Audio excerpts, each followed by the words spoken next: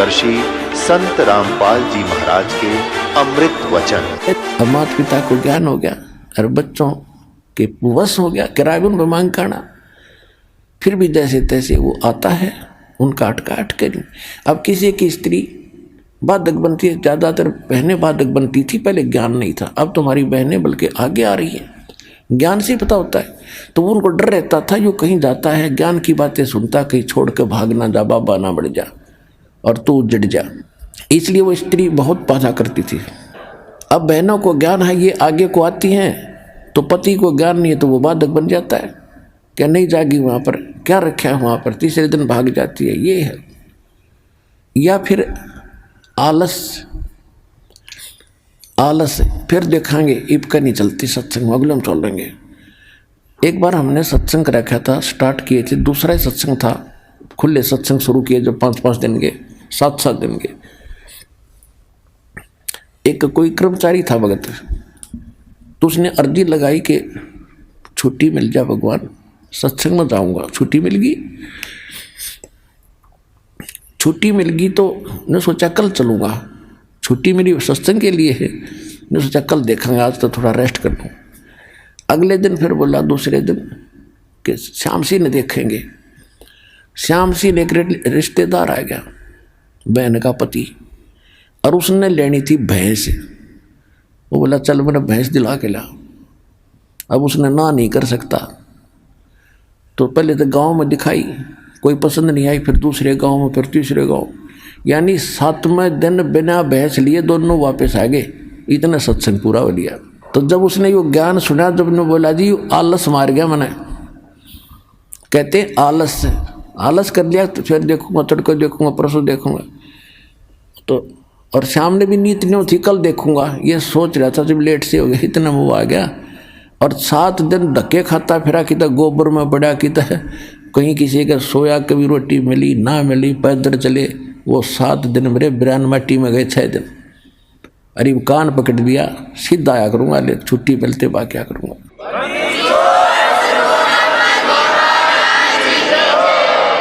मात पिता सुत स्त्री आलस बंधु कान लोकलाज। लोकलाज क्या है भाई, कहाँ जाते हो, सतलोक आश्रम बरवाला, जिला हिसार हरियाणा में। और वहाँ कहाँ जाते हो तो ऐसे छुड़वाता है, श्राद्ध भी छुड़वाता है, सारी पूजाएं छुड़वाता है, नास्तिक बनाता है।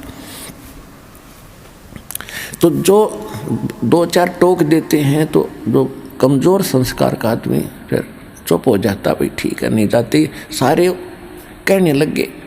यानी लोक लाज में आकर उसने भक्ति मार्ग छोड़ दिया। तो ये भी कमजोरी बताई है। ये लोग कहते हैं, इसके बारे में परमात्मा बताते हैं कि कुल करनी के कारण, यानी लोक लाज के कारण अनसा गया बिगो, यानी इसने बट्ठा बैठा लिया, भक्ति छोड़ दी।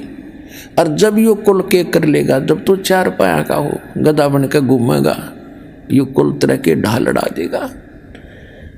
इसलिए परमात्मा कहते हैं मात पिता सुत स्त्री आलस बंधु कान, और संत मिल को जब चले ये अटकावे आने। इनका अटकाया अटके नहीं, डटा नहीं डटे। और संत मिलन को जा, कह कबीर सो संत है आवागमन नशा। अब जैसे, और दूसरा ये जीवित मरना है कि आप ये सोच लो, जब सत्संग का समय निकट आवे, फाइनल फैसला कर ले। जब भी महीने में, 2 महीने में, जब भी आप उचित समझते हो ना, उस दिन टाल नहीं करे। और ये सोच ले कि आज मान लीजिए मैं इस बहाने से, इस कारण से नहीं जा पा रहा हूँ कि वहाँ जाने से कहीं ये हानि ना हो जा। और क्या पता 1 मिनट में क्या बिजली गिर जाए, मृत्यु हो जाए तेरी, फिर परमानेंट टिकट कट गई, फिर और से काम तो फिर भी रह गया। नो सोच ले, हे भगवान मेरी मृत्यु होगी, और जीवित मर कर सत्संग की तरफ चल पड़े। और 3 दिन 4 दिन 5 दिन जैसा समय 2 दिन आपका हो यहाँ लग गया। इब 3-4 दिन में कुछ काम खराब हो भी गा तो फिर जाके संभाल लेंगे। और जब परमानेंट टिकट कट जाएगी, जब क्या कर लेगा, तो फिर भी होना ही होना है।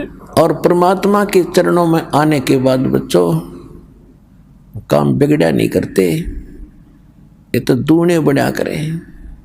या बहुत भक्त ऐसे प्रमाण देते आकर के कि मैं चलना चाहता था, खूब कोशिश कर रहा था, पैसे नहीं थे। और अचानक एक ऐसा स्थान पर जहाँ कदे पैसे सपने में भी नहीं रखे, उसको वैसे उठाकर देखा, डायरी में 500 का नोट मिला। तो काम यो बिगड़न देगा आपके जब काम बनाने वाला मिल गया आपको।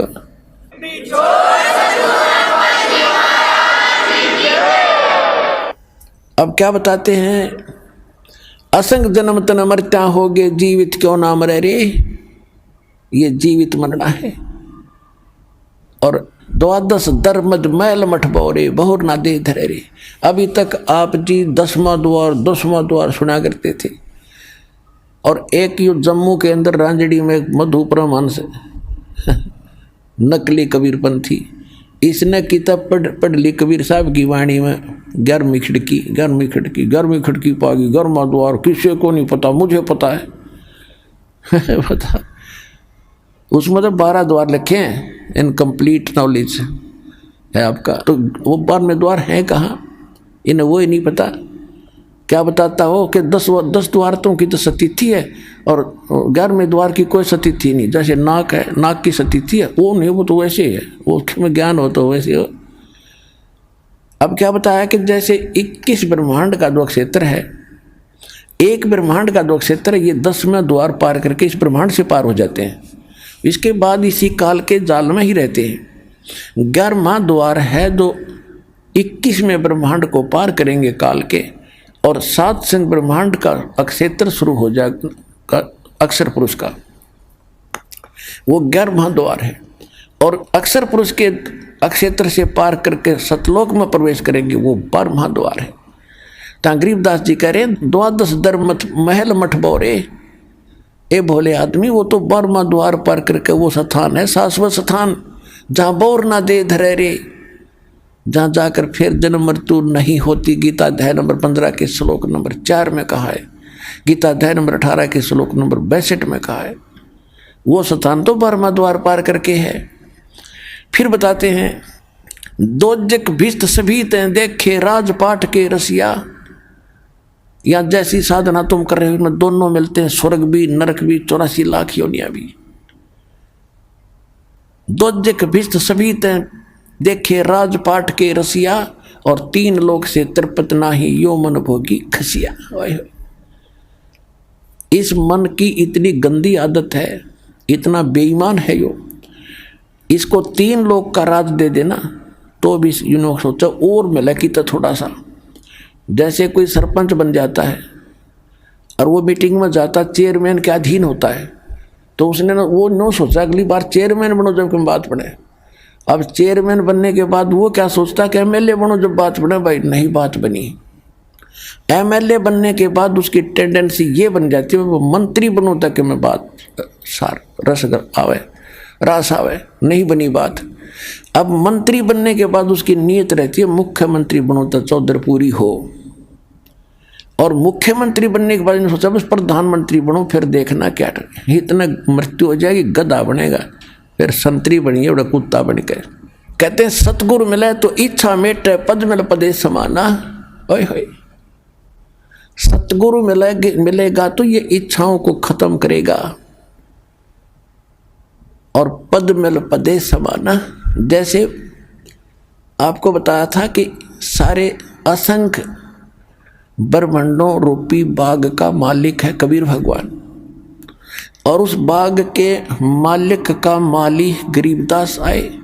उन्होंने ऐसी जड़ी बूटी हमें बताई जो उस परमात्मा के, और ये दास बना दिया नौकर उस बाग के माली का, और आप उसके पौधे हो।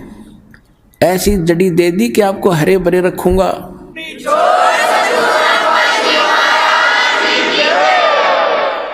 आप हरे भरे रहोगे तो मुद्दास की नौकरी ठीक बनी रहेगी। अब जैसे बाग में माली का नौकर क्या देखता है, उसको इंस्ट्रक्शन होती है माली की तरफ से कि ऐसे पेड़ बाहर फैलता है, उसको साइडों से काट दे ताकि फले फूले सीधा चले। तो आपके अंदर जो बेमतलब की इच्छाएं हैं इस ज्ञान से ऐसे काट दी जाएंगी, नहीं सीधे चलो, बकवास छोड़ दो। सतगुरु मिले तो इच्छा मिटे, पद मिल पदे समाना, और चल हंसा उस लोक पठाऊं जो आदि अमर स्थान। ओए होए, आदि अमर शाश्वतम स्थान है कि सतगुरु मिलेंगे तो ये सब इच्छाएं खत्म करेगा। सबसे पहला काम ये होगा। और फिर पद मिल पदे समाना, यहाँ देखो ये सुख संवेद है, ये तत्व ज्ञान है, इसके गजब के गुण रहस्य जो कैसे समझ सकते हैं अज्ञानी। पद, यहाँ पद मिल पदे समाना, पद इसके दो पद हैं और दो अर्थ हैं। एक तो पद्धति होती है, पद्धति way of worship, method of worship, उसको पद बोलते हैं, पद्धति। एक है गीता अध्याय नंबर 15 के श्लोक नंबर 4 में कहा है कि तत्वदर्शी संत की प्राप्ति के उपरांत परमेश्वर के उस परम पद की खोज करनी चाहिए जहां जाने के बाद साधक लौटकर फिर कभी संसार में जन्म मृत्यु नहीं आती, वो पद। तो यहाँ इस अमरवाणी का ये अर्थ बनता है कि सतगुरु मिले तो इच्छा मेटे, पद मिल पदे समाना। यह पद माने पद्धति, भक्ति की श्रेष्ठ विधि। तू पेंडा पंथ पकड़, वो मार्ग जब मिल जाएगा, सही भक्ति पद मिलेगा आपको, पद्धति, तो उससे वो पद मिलेगा, उस पद में समा जाओगे, जहाँ उसमें पहुँच जाओगे, जहाँ जाने के बाद फिर कोई कष्ट नहीं, सुख सागर प्राप्त होगा, फिर मृत्यु नहीं, दोबारा नहीं आना पड़ता।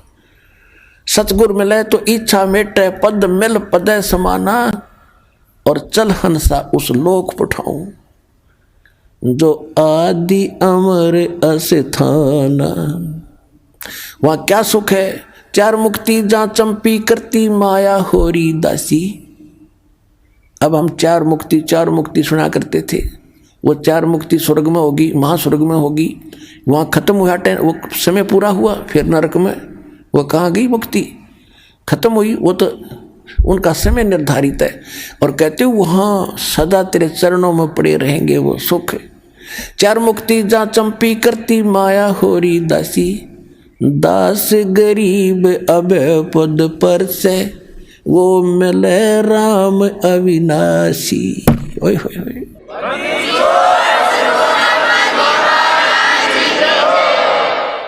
कौन सा अविनाशी राम? गीता अध्याय नंबर 15 के श्लोक नंबर 16 और 17 में 3 राम हैं, 3 पुरुष हैं, 3 प्रभु हैं, 3 स्वामी हैं। सरपुरुष, अक्षर पुरुष। सरपुरुष भी नाशवान, अक्षर पुरुष की स्थिति एज आपको बता दी, और ये भी बता दिया कि एती उम्र बुलंद मरेगा अंतरे। क्यों? क्योंकि सतगुरु मिले ना लगे न कान वो संतरे। ओए होए, एती उम्र बुलंद मरेगा अंतरे, सतगुरु लगे न कान न भेंटे वो संतरे। तो यहां क्या बता रहे हैं? सरपुरुष और अक्षर पुरुष ये दोनों, इनकी ये नासवान स्वयं लिखा उसमें, और जितने स्किन के अंतर्गत प्राणी वो भी जन्म मृत्यु के अंदर है। उत्तम पुरुषत्व अन्य परमात्मा इति उद्धारते, ये लोग तरम अविषय विभर्ति, वो है अवय ईश्वर है। अवय माने अविनाशी, वास्तव में विनाशी। यहाँ बता रहे हैं कि चार मुक्ति जहाँ चंपी करती माया होरी दासी, दास गरीब अबे पद पर से वहाँ वो मिले राम अविनाशी। तो उसकी विधि इस दास के पास है, शीघ्र से शीघ्र ग्रहण करो, मर्यादा से भक्ति करो, अपना कल्याण करवाओ। बोलो सतगुरुदेव।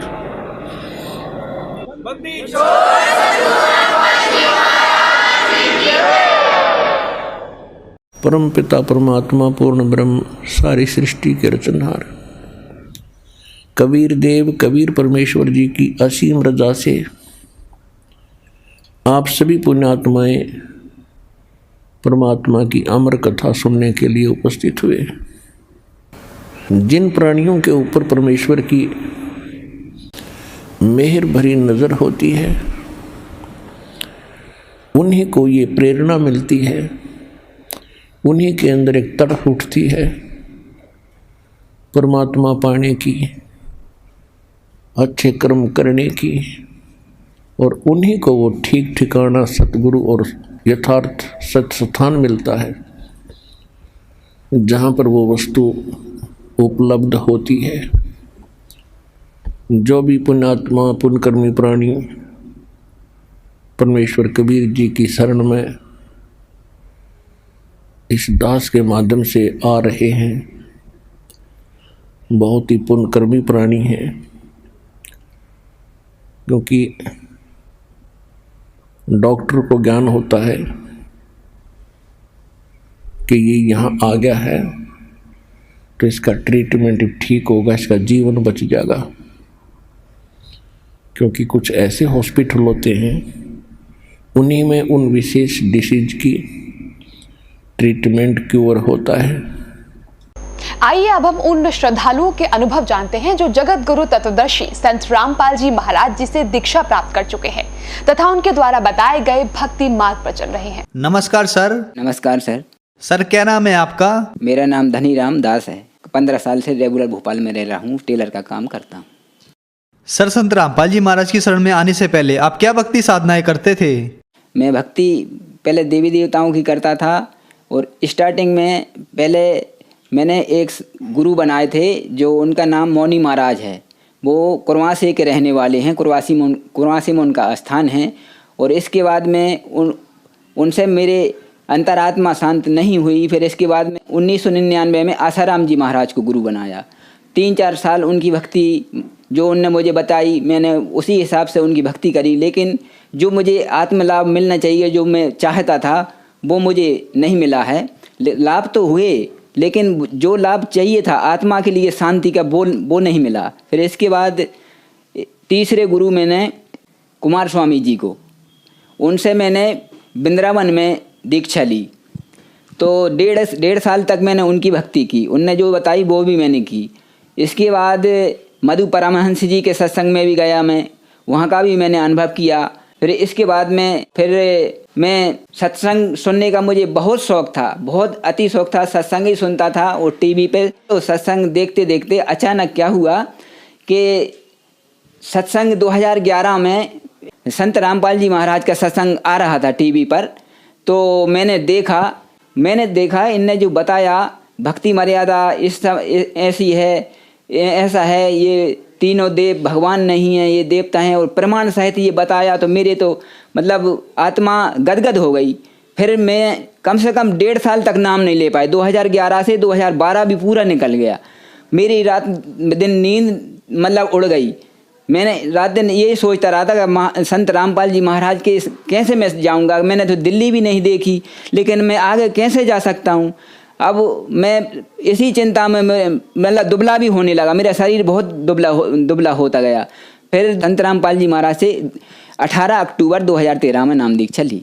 सर हमने सुना है कि संत रामपाल जी महाराज से नाम दीक्षा लेने के बाद श्रद्धालुओं को बहुत सारे लाभ प्राप्त होते हैं, चाहे वो आर्थिक हो, शारीरिक हो, मानसिक हो या आध्यात्मिक हो। तो क्या सर संत रामपाल जी महाराज से नाम दीक्षा लेने के बाद आपको भी कोई लाभ प्राप्त हुए? बिल्कुल सर, लाभ हुआ ना। पहला लाभ तो मुझे ये हुआ कि जो इन रामपाल जी महाराज ने, संत रामपाल जी महाराज ने जो ज्ञान दिया, तो उस ज्ञान से शंकाएं जो थीं वो सब मिटती चली गईं। और इसके बारे में फिर जो मुझे लाभ हुआ, तो मेरी पत्नी जो है, इनका बीपी या जो भी होता हो, सिर में इतना दर्द होता था कि इनको मैं 2 किलोमीटर भी या 4 किलोमीटर लेके जाता था कहीं भी, तो ये वापस जब लाता था तो इनको उल्टी तक होने लगती थी, इतना सिर दर्द होता था। 2000 से 2012 तक रहा इनको। संत रामपाल जी महाराज से सर जब तक जुड़े नहीं, तब तक इनको वो सिर दर्द होता रहा था। इसके बाद में फिर इनका जब सिर दर्द ठीक हुआ, फिर आप कहीं भी ले जाओ इनको, 1000 किलोमीटर भी ले जाओ, 1500 भी ले जाओ, तो इनको कुछ नहीं होता। फिर इसके बाद में क्या हुआ कि जो मेरी पत्नी है, एक बार ये गांधीनगर में भजिया बना रही थी, वहाँ शादी थी, तो भजिया बना रही थी, तो अचानक चेयर पर बैठी बैठी बना रही थी। अचानक वो चेहरे जब लुढ़क गई, खोलता हुआ तेल इनके ऊपर से यहाँ से पूरा साया पूरा भीग गया। साया भीगने के बाद भी इनकी साड़ी जो है ना, साड़ी तक मतलब पिलक गई थी अग्नि से, इतना गर्म तेल था। तो इनका एक छींटा भी नहीं आया, शरीर पर बिल्कुल कुछ भी नहीं हुआ इनको। और जो देखने वाले थे वो बोलने लगे कि वो तो जल गई, मतलब घबरा गए जो देखने वाले थे वहाँ। तो ये 1 मिनट में, 1 सेकंड में खड़ी हो गई और मतलब बोलने लगी मुझे कुछ नहीं हुआ, आप घबराओ मत, कुछ नहीं हुआ। संत रामपाल जी की कृपा से वो मेरी पत्नी जो बिल्कुल बच गई, बार बच गई। अब इसके बाद में क्या हुआ कि मेरा एक जो बच्चा है बड़ा वाला, उसको मतलब कई महीना से 2-4 महीना हो गए थे, उसको कहीं धंधा पानी कुछ नहीं मिल रहा था। फिर हमारे मन में आया कि अब आश्रम जाना पड़ेगा संत रामपाल जी के, और वहाँ जाकर अर्जी लगाएंगे तभी मतलब कुछ हो सकता है। तो हम तो जाते ही रहते थे वैसे महीने 2 महीने में 3 महीने में। तो मेरी पत्नी भी साथ में थी, हम दोनों गए वहाँ। और वहाँ जा कर के हमने जैसे दंडवत किया और मन ही मन में प्रार्थना की कि हमारे बच्चा 2-3 महीने से फिर रहा है, उसको धंधा पानी नहीं हो रहा है। तो जैसे ही संत रामपाल जी के शरण में प्रार्थना करके हम वहाँ बैठे, तो घंटा 1.5 घंटे के बाद बच्चे का फ़ोन आ गया। तो सर जब फ़ोन आया तो बच्चा मुझसे बोलता है कि पापा मुझे जहाँ पर मैं पहले नौकरी करता था वहीं फिर से मुझे उस सेठ ने बुला लिया है। तो मैंने धन्य किया है संत रामपाल जी महाराज, आपकी कृपा से आने से ही मैंने जैसे दंडवत किया वो करके बैठा, वो तुरंत आपने सुन ली परमात्मा। तो संत रामपाल जी की बहुत बड़ी ये कृपा हुई उसकी, आज भी वो वहीं नौकरी कर रहा है मेरा बच्चा। अच्छा, इसके बाद फिर क्या हुआ कि अब जब से नाम लिया है कोई हमारे घर में बीमार भी नहीं होता, हम सब बढ़िया रहते हैं। और मम्मी पापा हमारे जो थे, फिर मैंने उनको भी बोला कि पापा मम्मी आप भी नाम ले लो, मतलब नाम लेने से क्या होता है कि 70-80 साल की आपकी उम्र हो गई हैं, गुरुजी जो बताते हैं संत रामपाल जी महाराज, उस हिसाब से मुझे ज्ञान हो गया था। तो मैं उनको बोलने लगा कि आप नाम ले लो।